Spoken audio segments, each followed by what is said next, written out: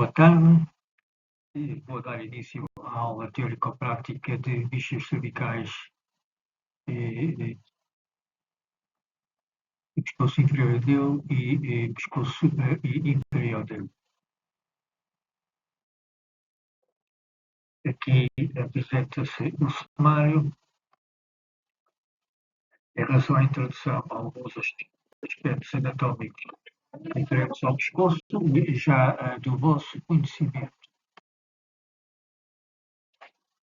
Caso dos anatomistas e radiologistas, a divisão dos espaços do pescoço é feita de acordo com a distribuição das faixas cervicais profundas e, imunologicamente, usa-se sobretudo a TAC para a avaliação do pescoço inferioideu, a ressonância do superioideu e a ecografia para avaliação generalista de estruturas superficiais. A estratégia prática a abordar está aqui delineada. Número 1, localizar a lesão. Número 2, qual o espaço envolvido. Número 2, qual a estrutura da lesão, ar, gordura, músculo, tecidos moles, osso, metal, sangue e quais os diagnósticos diferenciais.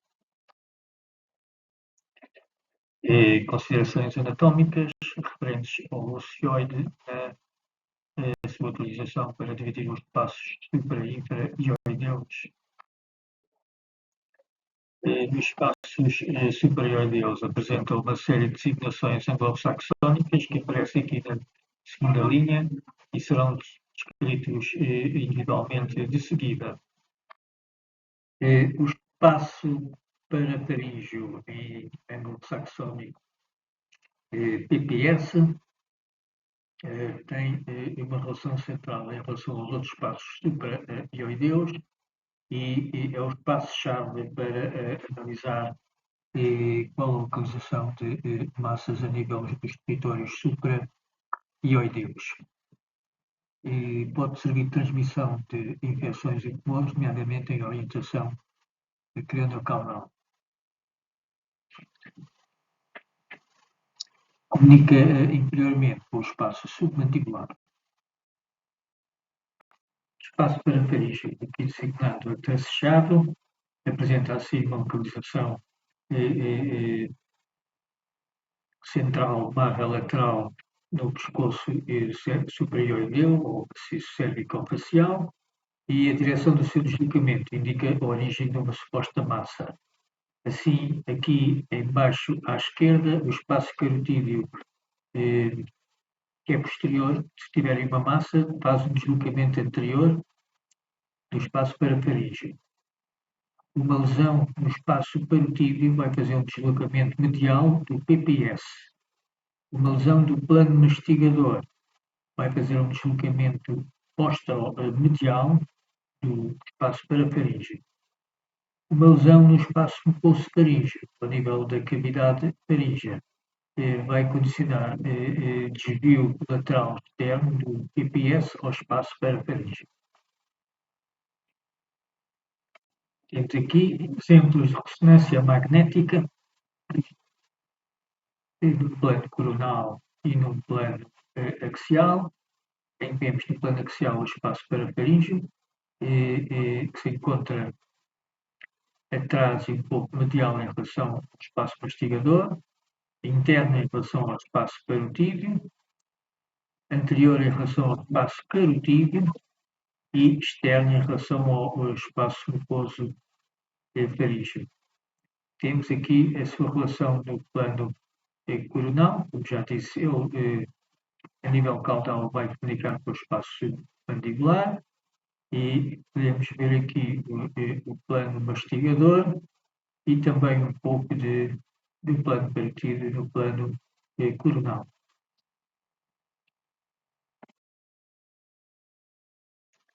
Espaço mucoso faríngeo, podemos designá-lo em linguagem anglo-saxónica PMS e pode ser subdividida em nasofaríngeo, orofaríngeo e hipofaríngeo. Contém mucosa, o anel linfático com alguns constituintes do anel Weill-Dyer e glândulas salivares minor. A imagiologia permite avaliar a extensão das lesões e a avaliação direta pode ser feita geralmente pelo clínico, exceto em caso de algumas áreas cegas.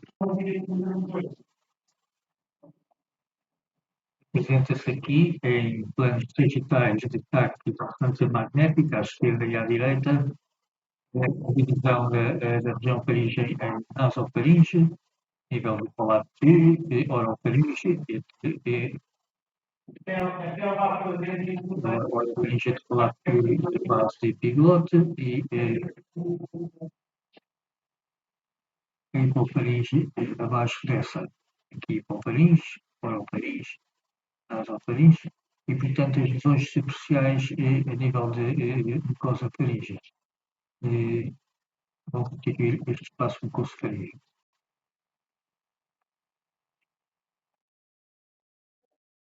Aqui num plano axial destaque a vários níveis, podemos ver à esquerda a nasofaringe um pouco espetada, ao centro um pouco mais abaixo podemos ver as pregas tubárias ou toros tubários que vão delimitar posteriormente a fossa tubária ou orifícios tubários que se encontram à frente e vão delimitar anteriormente as facetas de rosa de Muller que se apresentam posteriormente às pregas tubárias, que também podem ser vistas num plano mais inferior à direita.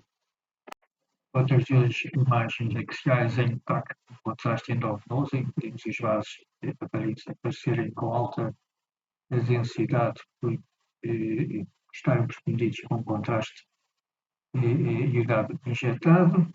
Vemos a nível da orofaringe superior um grande espessamento das amígdalas palatinas, com obliteração da orofaringe superior, inclusive com adenomegálias em posição retromandibular, no exame à esquerda. No exame à direita, também num plano orofaríngeo, em que vemos também a comunicação com a cavidade bucal, temos aqui a úvula então, e de novo, a área delimitada pelo plano mucoso-faríngeo. Ainda em TAC com contraste e no plano da hipofaringe, temos o espaço mucoso-faríngeo, delimitado anteriormente pelas pregas ariepiglóticas e pela prega glosso-epiglótica. Mais posteriormente, vamos ter as pregas ariepiglóticas da sua base, gordura pré-epiglótica e o espaço mucoso-faríngeo lateral, delimitando os 6 piriformes atrás das pregas ariepiglóticas. Mais abaixo, quando já estamos no término da hipofaringe e que se encontra posterior em relação à região glótica, temos o espaço mucoso-faríngeo já perto da transição para o esófago, praticamente colapsado, sem componente aéreo visível.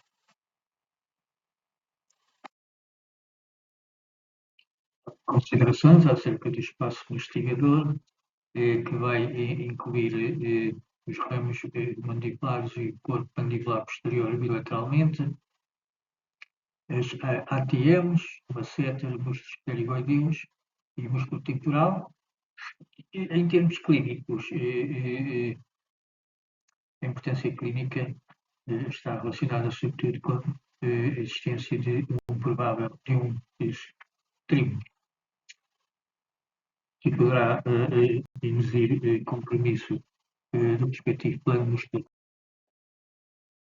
Apresenta-se aqui em plano de ressonância axial e coronal, respectivamente à esquerda e à direita, os limites musculares do espaço mastigador, em vermelho, sendo que na imagem à direita podemos ver em posição externa ao espaço mastigador um pouco do globo parotídeo, um pouco da glândula parotídea superior, esquerda.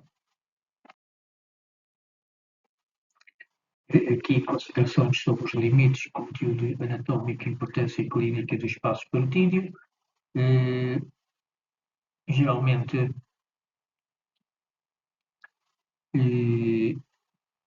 as massas parotídeas são benignas, mas o diagnóstico diferencial imagiológico é difícil e requer-se o respectivo diagnóstico, sobretudo por citopunção com agulha fina e muitas vezes está indicada a reseção cirúrgica respectiva. Trata-se aqui a simplificação da topografia anatómica do espaço parotídeo.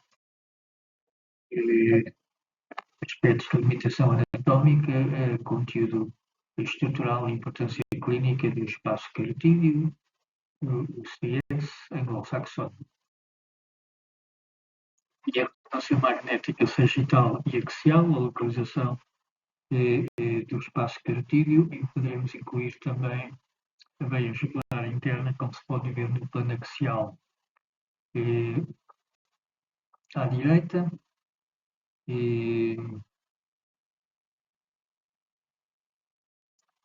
Mais abaixo, este espaço encontra-se anterior em relação ao espaço perivertebral que será referido adiante. À frente podemos ver o músculo externo, eu demonstrei-lhe. O espaço retrofaríngeo encontra-se imediatamente atrás do espaço mucoso-faríngeo e adiante do espaço perivertebral. Incluímos, em termos imagiológicos, no espaço retrofaríngeo, o Danger Space, o espaço Danger, porque eles, em termos imagiológicos, podem ser considerados em uníssono e, em termos anatómicos, estão separados pela faixa alar até ao nível T2, T3. A importância clínica deste espaço é porque pode permitir a comunicação de infecções do pescoço para a área do intestino. E daí o seu espaço associado posterior Danger Space receber este nome. Aqui, a ressonância sagital T1,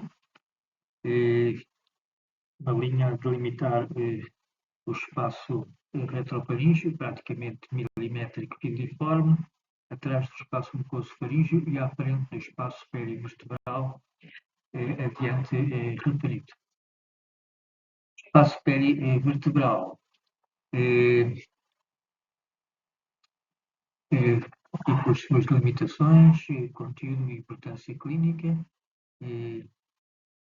poderá ter sido sede de processos inflamatórios infecciosos, neoplásicos e mesmo vasculares, e apresenta dois componentes. Apresenta o componente pré-vertebral anterior e o componente paraespinhal posterior. Plano axial, em ressonância magnética T1, o líquor em relândiplo sinal. Temos o espaço perivertebral aqui delineado pelo seu componente pré-vertebral anterior e o seu componente paraespinhal posterior.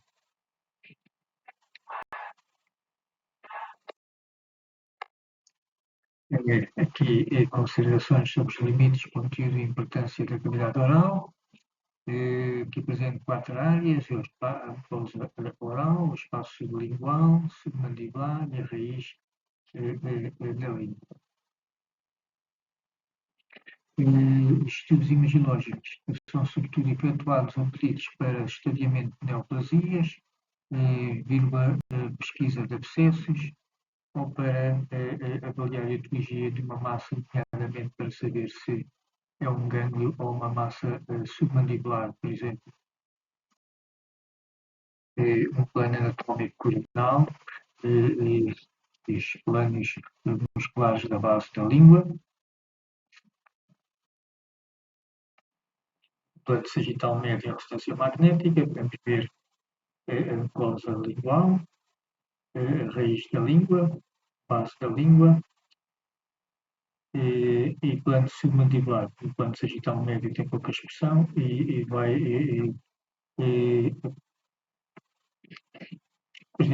ser representado pelas glândulas submandibulares em topografia mais lateral e inferior ao corpo mandibular externo. mandibular, porção externa e porção esquerda e direita, respectivamente.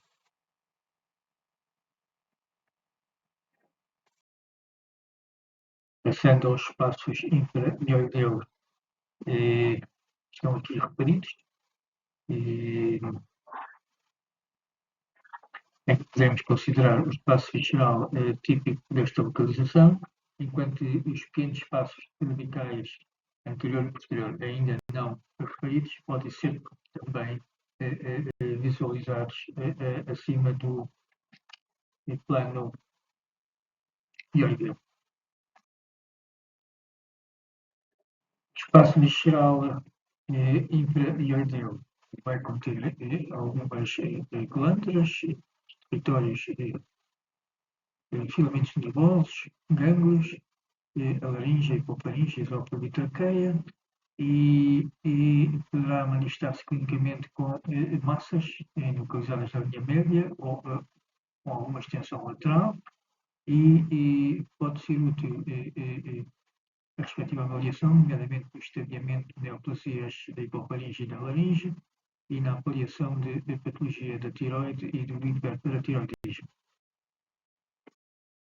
Entra-se aqui em tacto axial à esquerda e sagital à direita, a localização do espaço visceral infra-hioideu. Entra-se aqui um plano ecográfico axial da glândula tiroideia, que geralmente tem uma forma de borboleta ou TH, com dois lobos esquerdo e direito, um misto ao meio e geralmente apresenta uma estrutura homogénea e ligeiramente hiperecoica.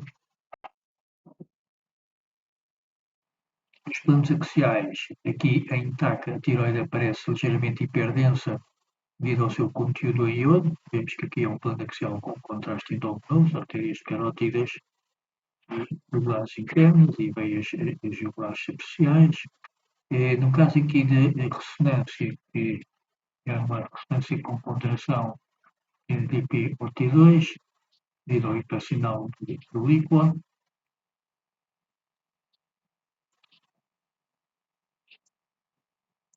Vemos a glândula de dimensões mais reduzidas, lobo esquerdo, lobo direito, traqueia e isto. Aparece um pouco hiperintenso, tanto em T1 como em T2.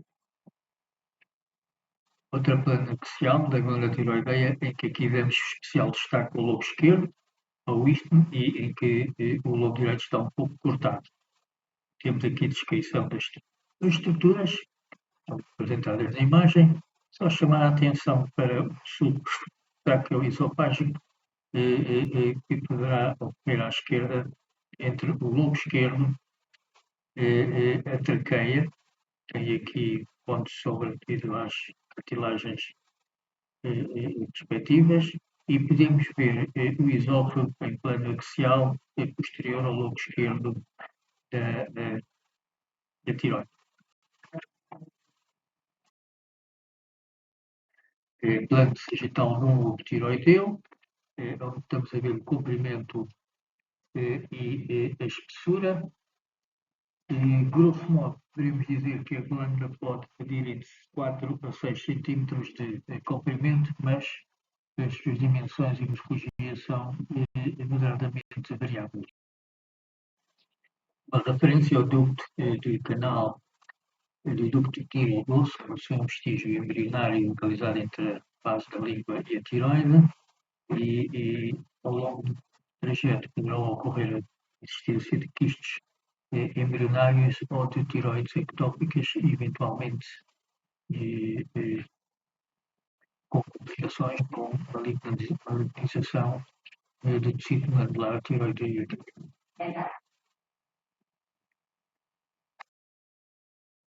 Um componente importante da avaliação imagiológica do pescoço é a pesquisa de adenogálias, nomeadamente com suspeição de etiologia infecciosa ou maligna, e neste último caso relevante sobretudo no contexto de estadiamento tumoral. Apresentamos aqui estas imagens de grupos ganglionares principais do pescoço, que interessa saber que muitas vezes são referidas na comunicação médica entre os colegas. Lembrar mais uma vez que os ganhos geralmente são patológicos quando são grandes, esféricos e de contorno irregular, e quando existe um desaparecimento do seu centro adiposo ocupado por células de caráter proliferativo.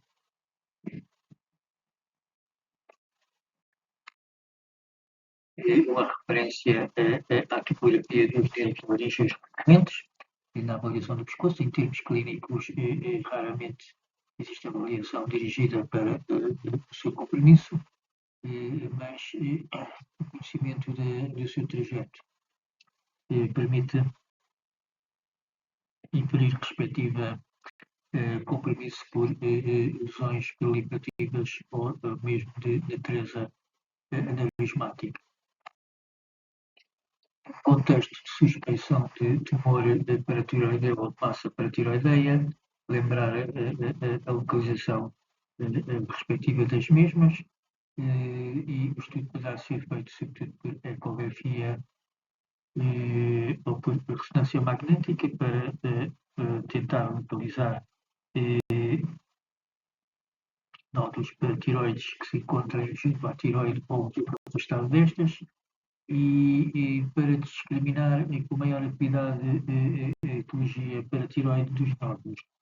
Pode ser útil realizar a cintigrafia com sextamírio. Lembrar aqui a anatomia da hipofaringe em tomografia computadorizada, com um novo exemplo semelhante àquele que já foi apresentado mais acima, onde se poderá verificar, nomeadamente na imagem à direita, a melhor delineação dos seios piriformes. Neste slide, a apresentação de algumas referências anatómicas para a delimitação da hipofaringe e sua relação com a laringe e transição para o esófago superior. Na imagem da direita vemos o esófago superior em tipografia imediatamente posterior à traqueia. Em termos imagológicos, a caracterização anatómica e estrutural da laringe é feita sobretudo por taco-ressonância magnética e recorrendo a planos finos e reconstruções. Nas duas imagens à direita podemos ver espectros RM da região laríngea glótica, em que na imagem superior se pode ver uma lesão ligeiramente hipodensa ocupando a região glótica e supraglótica com invasão da gordura pré-epiglótica e por isso sugestiva de malignidade. Aqui apresenta-se uma reconstrução tridimensional da traqueia por ressonância magnética e à esquerda algumas das referências anatómicas principais que vocês já conhecem. O espaço retrofaríngeo inferior poderá comunicar com o intestino através do Danger Space e, como já referido anteriormente, estes dois, em termos anatómicos, não são discrimináveis, quanto muito apenas pela sua topografia. Esta imagem é a distância magnética com ponderação de IP-OT2. O traço vermelho representa o espaço retrofaríngeo, ou melhor, o Danger Space, porque a este nível já estamos a ver o respectivo espaço exterior à glândula tiroideia, portanto aqui já não há faringe. Encontra-se este espaço anterior ao corpo vertebral, cervical, e posterior à tiroide e à traqueia na sua topografia infraglótica. No slide anterior e neste, aspectos de natureza teórica e prática em relação ao espaço caritídeo, que aparece em plano axial nesta imagem delineada a vermelho, anterior ao espaço perivertebral e posterior ao músculo esternocleidomastoideo. Espaço caritídeo infratiroideu basicamente é um prolongamento do supraioideu e encontra-se entre os planos perimuscular, posterior e adiante, e apresenta adiante o músculo externo ao cleidomastoideu, que poderá ser considerado no espaço cervical superficial que não foi discriminado anteriormente. Espaço cervical posterior encontra-se fora do espaço carotídeo, atrás do espaço cervical superficial e adiante do espaço periovascular. Está aqui delineado a vermelho e as referências de limites, conteúdo e importância estão no slide anterior. De igual modo, o espaço periovertebral, agora a nível inferior, é a continuidade do homónimo supra-ioideu. Temos aqui referências, de novo, limites, conteúdo e importância clínica. O espaço cervical anterior é um espaço menor que se encontra adiante e adentro do espaço cervical superficial, com estruturas superficiais e esternocleidomastoideu, e em topografia lateral ao espaço visceral inferior. Neste primeiro caso, haveria uma lesão hipodensa a nível do espaço mucoso-faríngeo, respondendo a uma coleção líquida provavelmente por um abscesso tonsilar, abscesso amitralino, que condicionava o ligeiro desvio lateral direito da via aérea e, ao mesmo tempo, um desvio esquerdo no espaço parafaríngeo. Reparem como é que este território aqui que está patológico se apresenta comparativamente ao homónimo do lado direito, que está normal.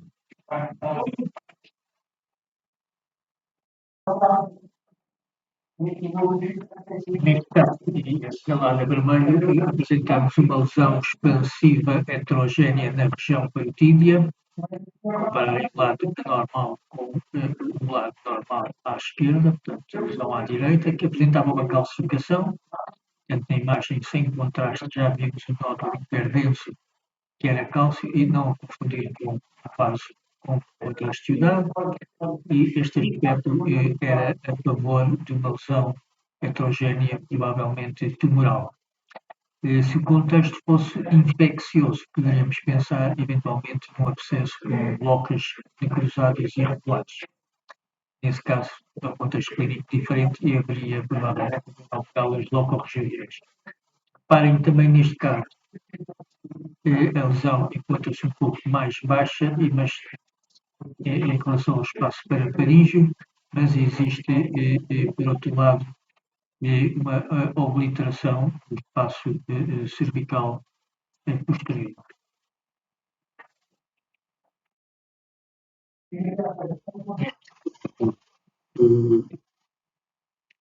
A linha sagital média, num TAC, podemos ver uma lesão hiperdensa, espontaneamente hiperdensa, portanto não foi feito contraste endovenoso na aquisição destas imagens, na base da língua, e podemos pensar numa lesão sólida, provavelmente na tiroide ectópica. Que necessitaria de investigação adicional, mas esta poderia ser a hipótese principal. Na laringoscopia que mostramos acima, parece que a mucosa apresenta-se conservada, mas moldada por uma lesão presuntivamente submucosa, que era esta lesão visível em TAC. Este é um caso um pouco ardiloso para uma avaliação inicial de imagens do pescoço, mas no fundo havia um certo espessamento da comissura laríngea anterior, quase imperceptível, e num doente que a laringoscopia mostrava uma prega laríngea e, portanto, a TAC foi feita essencialmente para perceber se havia algum componente lesional em profundidade, o que não era o caso.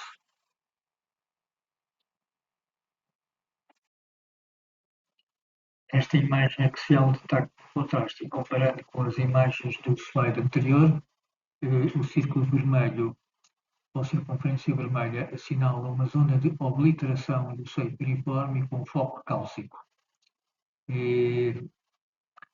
Obviamente, na avaliação de imagens, sobretudo em cross-sectional imaging, ou seja, imagem com múltiplos cortes, importa sempre ver as reconstruções coronais e sagitais e mesmo, às vezes, com frequência, as reconstruções. E poderíamos ver que, neste caso, esta calcificação resultava de uma consolidação viciosa para a altura do corpo superior, do corpo superior direito da cartilagem tiroide. Neste exemplo, e aqui em circunferência vermelha, assinala-se uma densidade cálcica a nível da cartilagem aritenoide esquerda, também seria melhor identificada com uma janela óssea, que não é este o caso, e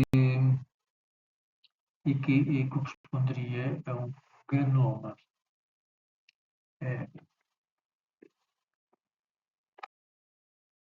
Para esta imagem e a seguinte, com as imagens observadas no slide anterior, vemos que no lobo esquerdo da tiroide existe uma massa sólida com calcificações grosseiras centrais e com perda da clivagem para a traqueia e praticamente também para o músculo esternocleidomastoideu. Em ecografia era uma lesão hipoecoica com a tensão dos ecos irregular, com focos cálcicos centrais e também aspectos evocadores de invasão de estruturas adjacentes, por isso fortemente suspeita de processo maligno. Neste caso, no plano sagital de TAC, em que vamos aplicar uma janela pulmonar para certificar a existência de ar em posição normal ou anormal. Podíamos ver que o paciente estava intubado, temos aqui parte da intubação orotraqueal visível a nível da cavidade oral e da traqueia e da hipofaringe. Tínhamos ar no espaço retrofaríngeo, ar diastínico, sinalado a vermelho, e ar submandibular nestas posições. Portanto, tratava-se de um caso de pneumodiastino, disseção gasosa para o espaço retrofaríngeo e para os espaços submandibulares, como complicação de ventilação assistida. Neste caso, na imagem anterior, assim como na TAC, o que chama mais a atenção é um espessamento significativo da epiglote, que condicionou dificuldade respiratória, pelo que foi colocada uma intubação orotraqueal.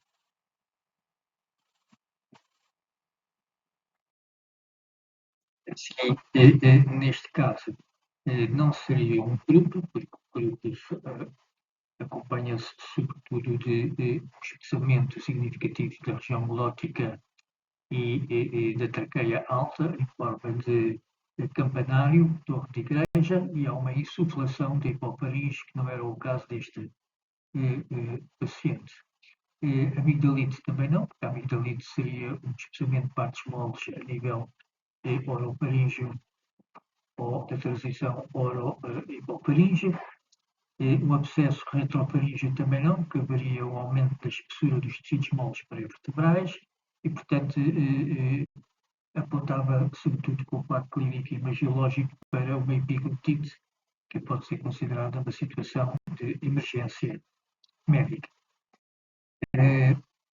Muito obrigado pela atenção, à vossa disposição para comentários, dúvidas ou perguntas.